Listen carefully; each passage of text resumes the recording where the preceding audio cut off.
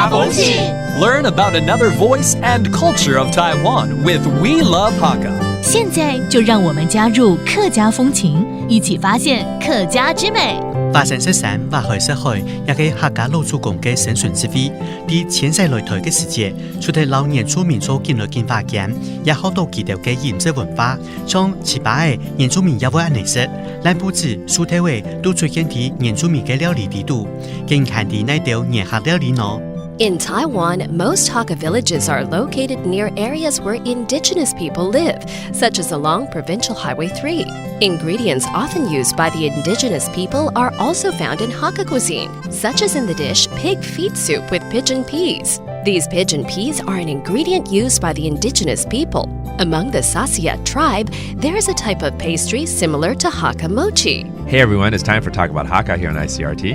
Hello， 大家好，我係邊個 Leo。Hello， 你好，大家好，我係 Josephine。講到食物啊，我就開始好餓啊！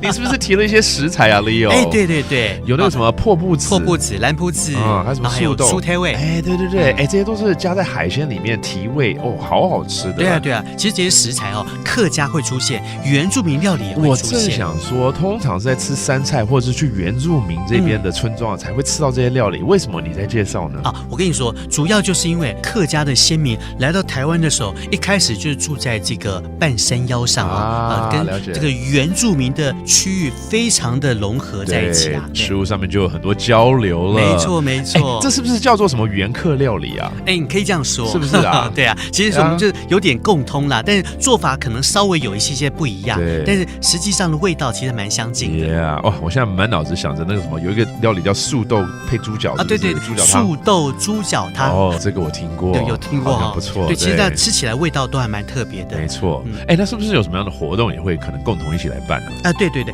近幾年呢，客委會啊，它就積極推動了客家向原住民致敬這樣的一個系列活動，而且還會舉辦這個原客青少年3對3籃球比賽。哎呦，刺激哦，不錯。對啊，也會邀請一些族中的耆老去來收看這個收東西，就等於是向原住民的長輩來致敬啊，請他們來看客家的大戲。對，好，那我們就來教這幾個食材的名字好了。A fragrant manjack is used in a lot of ingredients with seafood. 破布子、蘭布子、and then the 素豆 pigeon pea. 蘇體味 which is great with pig's knuckle or 豬腳.